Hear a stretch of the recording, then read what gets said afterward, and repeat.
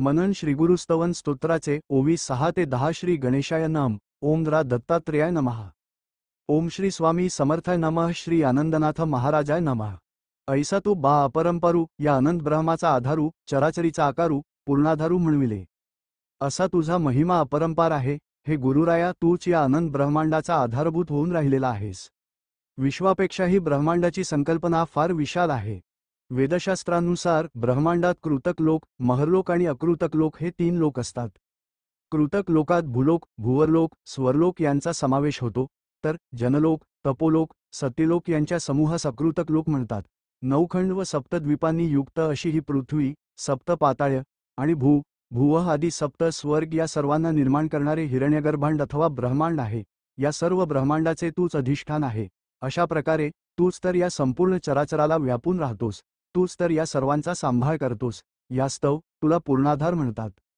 ऐशा तुझप्रती स्तवाव्या अल्प माझी मती, तू जाणसी हे चित्ती विश्वव्यापक म्हणूनी. आम्हा सामान्य मनुष्यांच्या आकलन शक्तीच्या पलीकडे असलेले हे तुझे निरामय शुद्ध चैतन्य अगोचर स्वरूप आहे. त्या रूपाचे वर्णन करण्याची माझ्यासारख्या अज्ञानी पामराची गती नाही. हे समर्था, तू सर्वांच्या अंतरात्म्यात वास करणारा विश्वव्यापक आहेस. अर्थातच या सीमित बुद्धीमुळे नेती नेती शब्द न ये अनुमाना अशी माझी झालेली अवस्था तू जाणतोसच. तरी देवा मतिदान देणे तुझेची, कारण जरी करणे समाधान तरी दातृत्वपूर्ण ब्रीद बोलिले. तरी हे मायाध्यक्षा, तू मायेचे हे पटल दूर करून स्वरूपाचे ज्ञान होईल अशी मला सुबुद्धी दे. हे केवळ तूच करू शकतोस. तुझ्या प्रकृतीच्या अर्थात मायेच्या भ्रमात आम्हा अजाण बालकांना गुंतवू नकोस. भक्तवत्सल, भक्ताभिमानी हे तुझे ब्रीद आहे. मला अनन्यभावाने शरण आलेल्यांचा मी उद्धार करणारच अशी तुझी प्रतिज्ञा आहे. हे ध्यानात आणून आता मला योग्य तो बोध कर आणि अद्वैताची अनुभूती दे. या तुझ्या भवतारक चरणद्वय्य माझी बुद्धी अखंड स्थिर राहू दे, हीच प्रार्थना.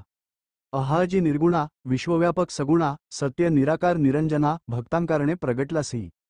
हे गुरुराया, तुझे परब्रह्मस्वरूप निर्गुण, निराकार आणि अनंत आहे. या सृष्टीच्या आरंभाच्याही आधीपासून अस्तित्वात असलेले तूच विमल, शब्दातीत, अवर्णनीय असे परमात्मा तत्त्वस्वरूप आहेस. अज्ञान, विकार, माया आदींच्या पलीकडे असलेले तूच पूर्ण सत्य आहेस. संपूर्ण विश्वाला तू व्यापले असून सर्व जीवमात्रांत तुझाच अंश आहे. मुमुक्षु जीवांचा उद्धार करण्यासाठीच तू सगुण रूप धारण करतोस. सगुणाची उपासना करणे सहज शक्य असते. जे रूप डोळ्यांना दिसते, ज्या ठिकाणी मन एकाग्र करून पूजन करता येते, ध्यान करता येते, तेच सगुण साकार होय. वर्षानुवर्षे सगुणाचे असे चिंतन झाले की निर्गुणाची संकल्पना ध्यानांत येते. यासाठीच हे गुरुतत्व सगुण रूपांत अवतरित झाले आहे. रूप पाहता मनोहर, मूर्ती केवळ दिगंबर, कोटी मदन तेज निर्धार, ज्याच्या स्वरूपी नटले. तुझे हे रूप अतिशय लोभस आहे, मनास सुखकारक असे आहे. तुलाच दिगंबर म्हणजेच दिशा हेच ज्याचे वस्त्र आहे असेही म्हणतात. दिशा जशा सर्वव्यापक असतात त्यांना सीमा नसते, तसेच श्री स्वामींनी देखील आपल्या चैतन्यरूपाने या सर्व विश्वाला व्यापून टाकले आहे. तुझे हे स्वरूप पाहताच जणू कोटी मदनांचे तेज एकत्र करून ही दिव्य मूर्ती घडविली आहे असेच वाटते. अतिशय आल्हाददायक अशा तुझ्या रूपाचे वर्णन करणे सर्वथा अशक्य आणि अनाकलनीय आहे. हेच खरे. श्री स्वामी समर्थार्पणमस्तु. श्री स्वामी समर्थ. जय जय स्वामी समर्थ.